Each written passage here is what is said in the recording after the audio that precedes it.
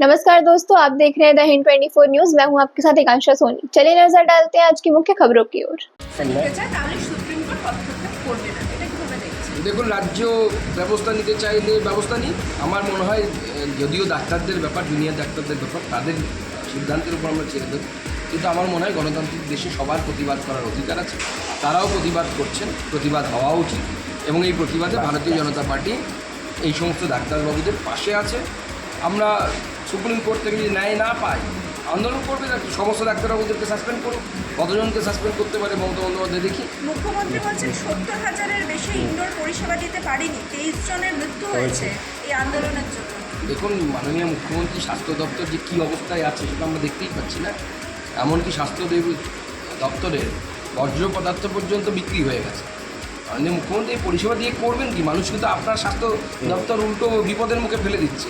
কালকে দেখা যাবে কারো এইডস হয়েছে, অন্য কোনো কন্টেজিনাস ডিজিজ হয়েছে বা ইনফেকশাস ডিজিজ একজনের দেহ থেকে অন্য জনের দেহে চলে যাবে। এই ধরনের স্বাস্থ্য ব্যবস্থা তো তৈরি করেছে। কলকাতা পুলিশের ইন্দিরা মুখোপাধ্যায় প্রেসমিট করে বলেছিলেন যে 12:25 থেকে সিজার লিস্ট এবং এনকোয়েস্টের বাকি কাজ হচ্ছিল, সেই ছবি পুলিশ দেখিয়েছে, তখনও দেহ পড়ে। তাহলে কপিল সিব্বাল কীভাবে বলছেন যে দেহ নিয়ে যাওয়ার পরে সিজার লিস্ট তৈরি হয়েছে? দেখুন, এই তো সিবিআইয়ের যারা লয়ার ছিলেন তারা তো সুপ্রিম কোর্টে এই বিষয়টি তুলে ধরেছে। আপনারা দেখেছেন যে সরকার একরকম কথা বলছে, সরকারি উকিল একরকম কথা বলছে, আর দেখা যাচ্ছে অন্যরকম ঘটনা গ্রাউন্ড লেভেলে ঘটেছে। এটা প্রমাণ করছে যে এই সরকার লুকোনোর চেষ্টা করছে এবং তার বিরুদ্ধে মানুষ গর্জে উঠে বারবার রাস্তায় নামছে। আর যখন মানুষ রাস্তায় নামছে তখন মাননীয় মুখ্যমন্ত্রী ভয় দেখাচ্ছেন। আজকেও ভয় দেখিয়েছেন, আমরা কেস রেজিস্টার করিনি, মানে করতে পারি আর কি কেস রেজিস্টার। আপনার কত কেস রেজিস্টার করার ক্ষমতা আছে আপনি করে নিন, আমরাও কোর্টে লড়ে নেব, সাধারণ মানুষেরা বিজেপি লড়ে। সিবিআইয়ের আইনজীবী আজকে বলেছেন কোর্টে যে যেখানে ঘটনাটি ঘটেছিল তার পাশে যে ওয়াশরুম ছিল সেখানকার টাইলস পর্যন্ত তুলে ফেলা হয়েছে। তাহলে কোথা থেকে নমুনা সংগ্রহ হবে? দেখুন, একদম সত্যি কথা, যে বিষয়গুলো সামনে আসছে শুধু টাইলস সরানো নয়, যে স্পেসিমেনগুলোকে 4 ডিগ্রি সেন্টিগ্রেডে রিজার্ভ করা উচিত ছিল অর্থাৎ সংরক্ষণ করা উচিত ছিল সেটা পর্যন্ত করা হয়নি। কোনো কিচ্ছু নিয়ম মানা হয়নি যাতে কোনো তথ্য প্রমাণ যেন না থাকে। আর মনে রাখবেন যে আমি প্রথম থেকেই বলে এসেছিলাম যে এই ধরনের রেপ অ্যান্ড মার্ডার কেসে বায়োলজিক্যাল যে প্রুফগুলো থাকবে, maybe semen, maybe saliva, maybe hair, এগুলো বা স্কিন রিমেন্স অর্থাৎ চামড়ার অংশ, এগুলো খুব গুরুত্বপূর্ণ হয়, যেগুলো সময়ের সাথে সাথে নষ্ট হয়ে যায়, যার মধ্যে তথ্য যত আপনি দেরি করবেন তত তথ্য সেখান থেকে ডিলিট হতে শুরু করে বায়োলজিক্যাল সিস্টেম।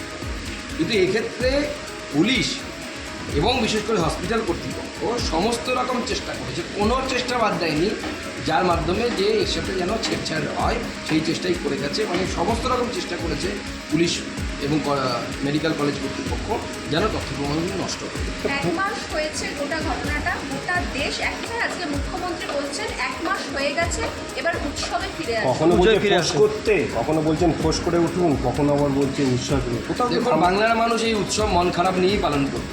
আমাদের দেবী দুর্গা আসেন, আমরা প্রত্যেক বছরই দুমাকে তার নিজের ঘরের মেয়ের মতো বরণ করি, তাকে নিয়ে উদযাপন করি। কিন্তু এবার বাঙালি মন খারাপ করে পালন করবে। মাননীয় মুখ্যমন্ত্রীর আনন্দ উচ্ছ্বাস হয়েছে, উনি ওনার ভাতিজাদেরকে নিয়ে আনন্দ করুন, কোনো অসুবিধা নেই।